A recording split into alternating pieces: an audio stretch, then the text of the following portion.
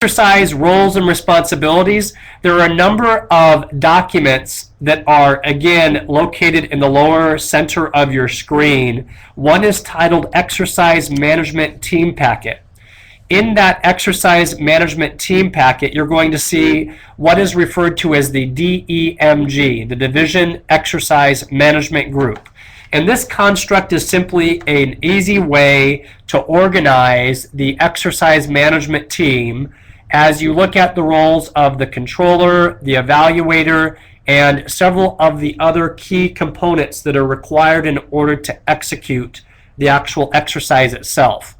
So the DEMG is made up of these key individuals, of which you're one of them as an evaluator, in looking at developing the exercise scenario, customizing the materials.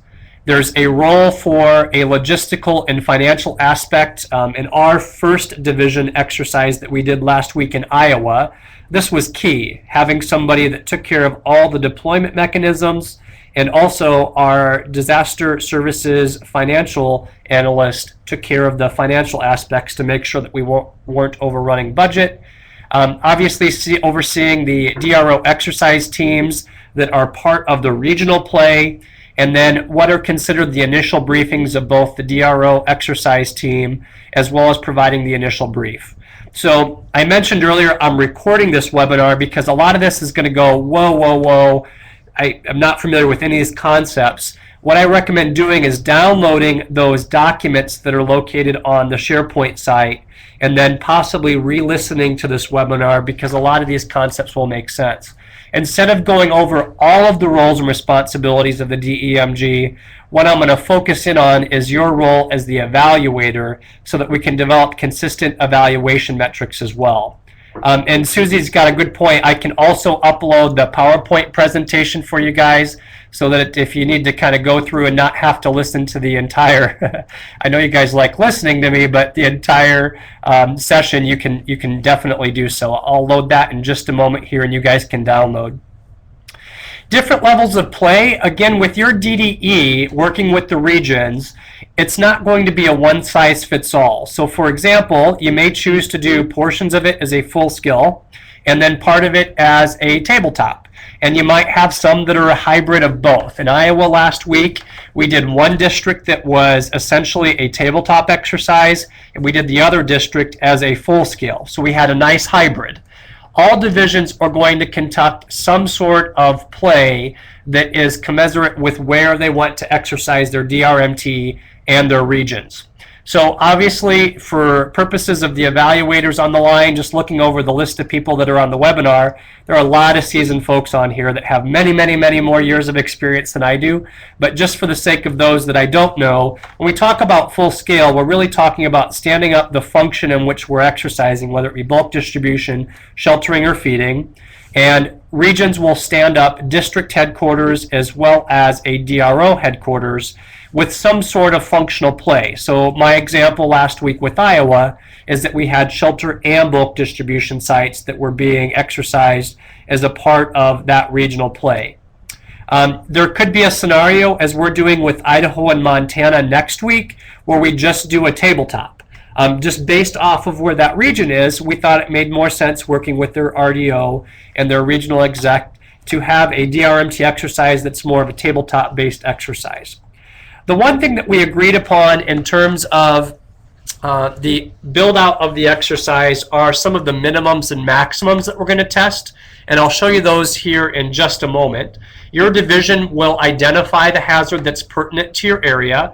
It's not prescriptive where Eric and the headquarters team are saying you have to exercise a tornado or you have to exercise a flood. It's all going to be, again, contingent based off of where you sit divisionally. So here are some of the minimums and the maximums. We agreed upon as a leadership team, the DDEs and the team at headquarters, that it has to be a large enough scale disaster that occurs with a minimum of 3 geographical areas within the division.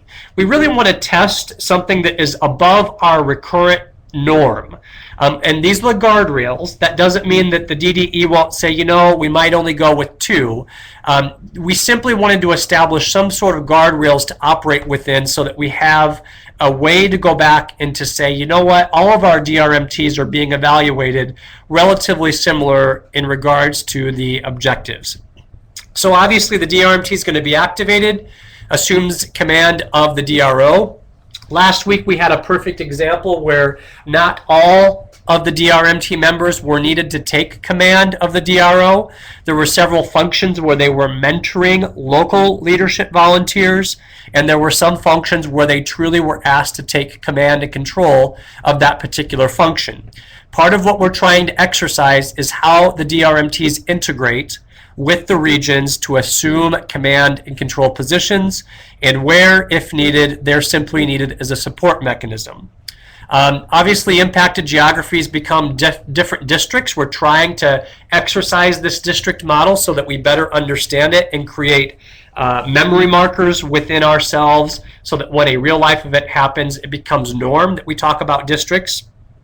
Full DRMT is going to deploy, and the scenario will begin post-impact, because DRMTs will never magically appear ahead of time unless we're talking about some sort of well-noticed event such as civil disorder, civil disobedience, possibly hurricane, and will continue for 72 hours. So as an evaluator, keep these metrics in mind. Again, working with your DDE, you may have some variations of this, but generally speaking, you'll notice a level of consistency across the divisions.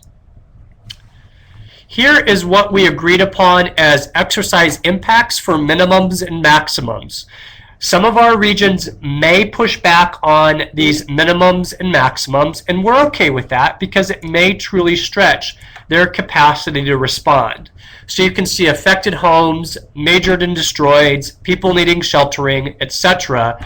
These are the agreed upon metrics that we want to go with for testing minimums and maximums. In the Midwest, almost every single one of my regions that's participating said there's no way we're going to need to shelter 500 people. And the good news is they see the value in doing it anyways, because a lot of their responders are going to respond to the big events that we have outside of the division, where we will be exercising above 500 and possibly up to 2,000 individuals. So again, there's no one size fits all, but these are the parameters that we wanted to establish to guide the exercise as you're writing your injects, and the evaluators are looking at ways to measure the performance of their DRMTs. So I'm going to stop here as the exercise impact slide usually begs some questions, and see if there are any questions on the line or in the chat room.